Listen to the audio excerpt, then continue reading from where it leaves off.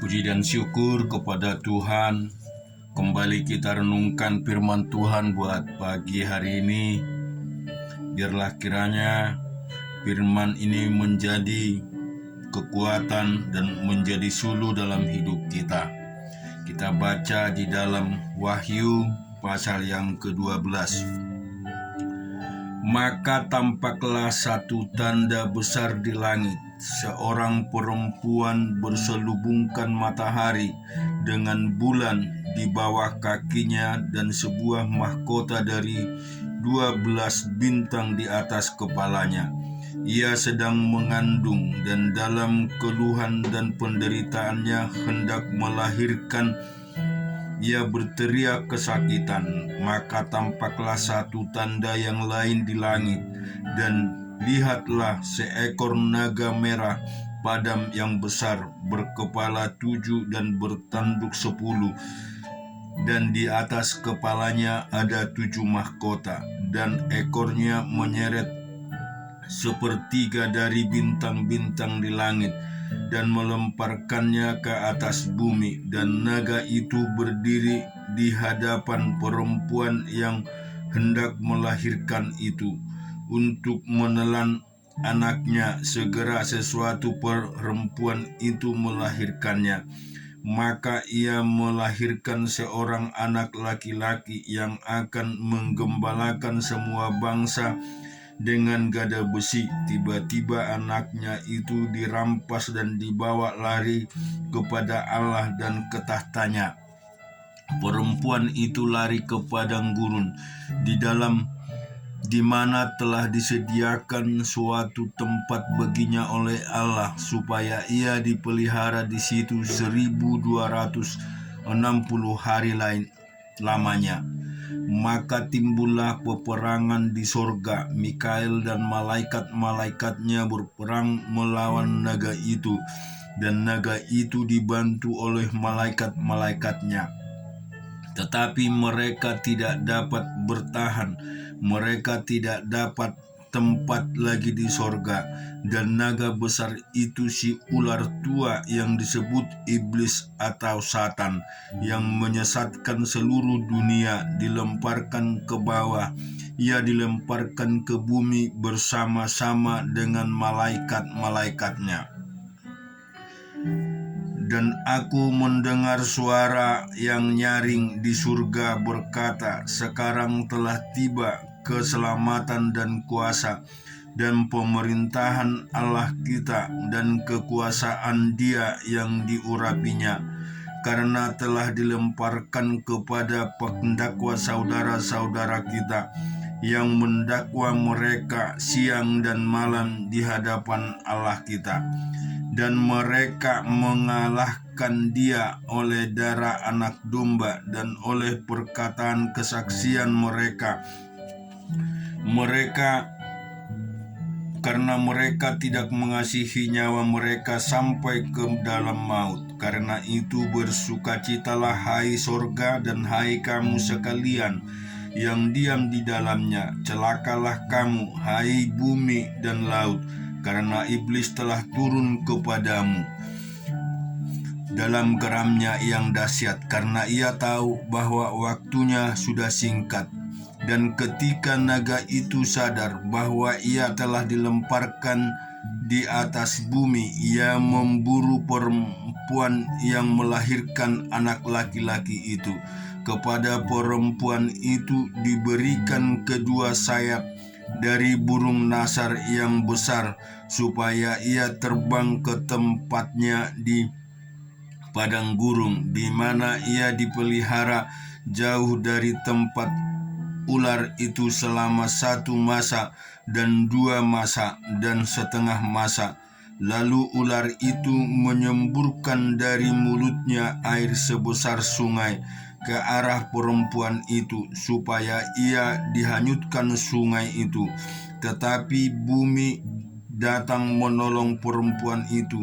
Ia membuka mulutnya dan menelan sungai yang disemburkan naga itu dari mulutnya.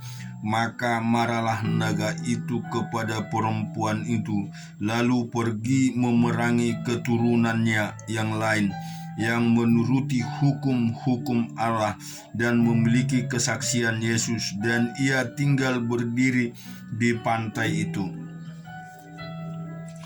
Kita juga akan baca dan merenungkan firman Tuhan di Maleakhi pasal yang keempat, bahwa sesungguhnya hari itu datang menyala seperti perapian, maka semua orang gegabah dan setiap orang yang berbuat fasik menjadi seperti jerami dan akan terbakar oleh hari yang datang itu. Firman Tuhan semesta alam, sampai tempat tinggalkannya akan akar cabang mereka. Tetapi kamu yang takut akan namaku, bagimu akan terbit surya kebenaran dengan kesembuhan pada sayapnya. Kamu akan keluar dan berjingkrak-jingkrak seperti anak lembu lepas kandang. Kamu akan menginjak-injak orang-orang fasik, sebab mereka akan menjadi abu di bawah telapak kakimu pada hari yang kusiapkan itu. Firman Tuhan semesta alam. Ingatlah kepada Taurat yang telah kuperintahkan kepada Musa hambaku di Gunung Herop untuk disampaikan kepada seluruh Israel, yakni ketetapan-ketetapan dan hukum-hukum. Sesungguhnya aku akan mengutus Nabi Elia kepadamu menjelang datangnya hari Tuhan yang besar dan dahsyat itu. Maka ia akan membuat hati bapa-bapa berbalik kepada anak-anaknya, dan hati anak-anak kepada bapa-bapanya, supaya jangan aku datang memukul ke bumi sehingga musnah. Kita juga akan baca dan renungkan firman Tuhan di dalam Obadja pasal yang pertama. Penglihatan Obadja, beginilah firman Tuhan Allah tentang Edom. Satu kabar telah kami dengar dari Tuhan, seorang utusan telah disuruh ke tengah bangsa-bangsa. Bangunlah, mari kita bangkit memeranginya. Sesungguhnya aku membuat engkau kecil di antara bangsa-bangsa. Engkau dihinakan sangat. Keangkuhan hatimu telah memberdayakan engkau, ya engkau yang tinggal di liang-liang batu, di tempat kediamanmu yang tinggi. Engkau yang berkata dalam hatimu, siapakah yang sanggup menurunkan aku ke bumi? Sekalipun engkau terbang tinggi seperti burung rajawali, bahkan sekalipun sarangmu ditempatkan di antara bintang-bintang, dari sana pun aku akan menurunkan engkau. Demikian firman Tuhan. Jika malam-malam pencuri atau perampok datang kepadamu, betapa engkau dibinasakannya. Bukankah mereka akan mencuri seberapa yang diperlukannya? Jika pemetik buah anggur datang kepadamu, bukankah mereka akan meninggalkan sisa-sisa pemetikannya? Betapa kaum Esau digeledah, betapa harta bendanya yang tersembunyi dicari-cari, sampai ke tapal batas engkau diusir oleh semua teman sekutumu. Engkau diberdayakan, kalahkan oleh sahabat-sahabatmu. Siapa yang makan sehidang dengan engkau, memasang jerat terhadap engkau, tidak ada pengertian padanya. Bukankah pada waktu itu, demikianlah firman Tuhan, aku akan melenyapkan orang-orang bijaksana dari Edom dan pengertian dari pegunungan Esau, juga para pahlawanmu, hai teman, dan tertengung, supaya semua orang di pegunungan Esau lengkap terbunuh karena kekerasan terhadap saudaramu Yakub. Maka celak akan meliputi engkau, dan engkau akan dilenyapkan untuk selama-lamanya. Pada waktu engkau berdiri di kejauhan, sedang orang-orang luar mengangkut kekayaan Yerusalem, dan orang-orang asing memasuki pintu gerbangnya dan membuang undi atasnya. Engkau pun seperti salah seorang dari mereka itu. Janganlah memandang rendah saudaramu pada hari kemalangannya, dan janganlah bersukacita atas keturunan Yehuda pada hari kebinasaannya, dan janganlah membual pada hari kesusahannya. Janganlah masuk ke pintu gerbang umatku pada hari sialnya, bahkan janganlah memandang ringan malapetaka yang menimpanya pada hari sialnya, dan janganlah merengut kekayaannya pada hari sialnya. Janganlah berdiri di persimpangan untuk melenyapkan orang-orangnya yang luput, dan janganlah serahkan orang-orangnya yang terlepas pada hari kesusahan. Sebab telah dekat hari Tuhan menimpa segala bangsa. Seperti yang engkau lakukan, demikianlah akan dilakukan kepadamu. Perbuatanmu akan kembali menimpa kepalamu sendiri. Sesungguhnya seperti kamu telah minum di atas gunungku yang kudus, segala bangsa pun akan minum dengan tidak henti-hentinya. Bahkan mereka akan minum dengan lahap, dan mereka akan menjadi seakan-akan mereka tidak pernah ada. Tetapi di Gunung Sion akan ada orang-orang yang terluput, dan gunung itu akan menjadi tempat kudus, dan kaum keturunan Yakub akan memiliki pula tanah miliknya. Kaum keturunan Yakub akan menjadi api, dan kaum keturunan Yusuf menjadi nyala api, dan kaum keturunan Esau menjadi tunggul gandum. Mereka akan membakar dan memakan habis sekaliannya. Dan dari kaum keturunan Esau tidak ada seorang pun yang terlepas, sebab Tuhanlah yang berfirman demikian. Maka orang-orang tanah Negeb akan memiliki pegunungan Esau, dan orang-orang daerah bukit akan memiliki tanah orang Filistin. Mereka akan memiliki daerah Efraim dan daerah Samaria, dan suku Benyamin akan memiliki daerah Gilead. Orang-orang Israel yang diangkut ke dalam pembuangan akan memiliki tanah orang Kanaan sampai ke Sarpat, dan orang-orang Yerusalem yang diangkut ke dalam pembuangan yang ada di Sefarat akan memiliki kota-kota di tanah Negeb. Penyelamatan akan naik ke atas Gunung Sion untuk penghukuman pegunungan Esau. Maka Tuhanlah yang akan mempunyai kerajaan itu. Dan kita juga baca di dalam 1 Tawarik 12 ayat 1 sampai 20. Inilah orang-orang yang datang kepada Daud di Ziklag selama ia harus menyingkir karena Saul bin Kis. Mereka pun termasuk pahlawan-pahlawan yang membantu dia dalam peperangan. Mereka bersenjatakan panah dan sanggup melontarkan batu dan menembakkan anak-anak panah dari busur dengan tangan kanan atau tangan kiri. Mereka itu sendiri saudara-saudara sesuku Saul dari orang Benyamin.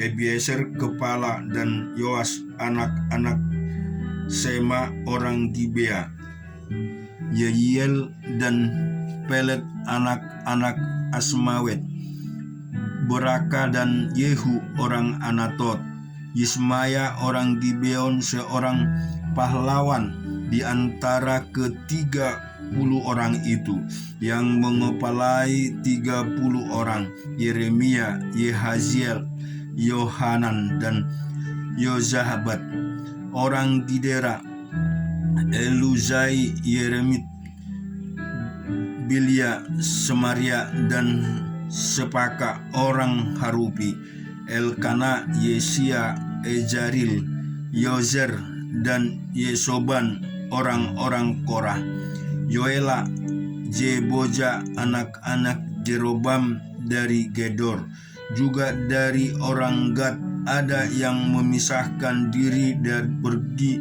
kepada Daud ke kubu di padang gurun, yakni pahlawan-pahlawan yang gagah perkasa, orang-orang yang sanggup berperang, yang pandai menggunakan perisai dan tombak, dan rupa mereka seperti singa dan cepatnya seperti kijang di atas pegunungan. Eser kepala Obaja orang kedua, Elihab orang ketiga, Mismana orang keempat, Yeremia orang kelima, Atai orang keenam, Eliel orang ketujuh, Yoyanan orang kedelapan, Elzabat orang kesembilan, Yeremia orang kesepuluh, Makadai orang kesebelas. Mereka itulah dari Bani Gad kepala-kepala pasukan. Satu orang yang paling kecil sanggup melawan 100 orang, dan yang paling besar sanggup melawan 1000 orang. Mereka itulah yang menyeberangi sungai Yordan di bulan pertama, sekalipun sungai itu meluap sepanjang tepinya, dan merekalah yang menghalau seluruh penduduk lembah ke sebelah timur dan ke sebelah barat. Sebagian dari Bani Benyamin dan Yehuda datang kepada Daud di kubu itu. Lalu keluarlah Daud menyongsong mereka. Berkatalah ia kepada mereka, "Jika kamu datang kepadaku dengan maksud damai untuk membantu aku, maka aku rela bersekutu dengan kamu. Tetapi jika untuk menyerahkan aku dengan tipu muslihat kepada lawanku, sedang aku tidak melakukan kelaliman, maka biarlah Allah nenek moyang kita melihat itu dan menghukum kamu." Lalu roh menguasai Emasai, kepala ke-30 orang itu. "Kami ini bagimu, hai Daud, dan pada pihakmu, hai anak Isai. Sejahtera, sejahtera bagimu, dan sejahtera bagi penolongmu, sebab yang menolong engkau ialah Allahmu." Kemudian Daud menyambut mereka dan mengangkat mereka menjadi kepala pasukan. Juga dari Manase ada yang menyeberang memihak kepada Daud ketika ia bersama-sama orang Filistin memerangi Saul. Sebenarnya ia tidak menolong mereka, sebab setelah mengambil keputusan raja-raja kota orang Filistin itu menyuruh dia pergi, katanya, "Mungkin dengan taruhan kepala kita ia menyeberang memihak kepada tuannya Saul." Pada perjalanannya ke Ziklag, sebagian dari suku Manase, Adnah, Yoyabat, Yediniel, Mikael, Yozabat, Elihu, dan Jiletai, kepala-kepala pasukan 1000 suku Manase, menyeberang memihak kepadanya. Mereka ini membantu Daud melawan gerombolan, sebab mereka semua adalah pahlawan-pahlawan yang gagah perkasa dan kepala dalam tentara. Dari hari ke hari orang datang kepada Daud untuk membantu dia, sehingga mereka menjadi tentara yang besar seperti bala tentara Allah. Amin. Tuhan memberkati kita semua.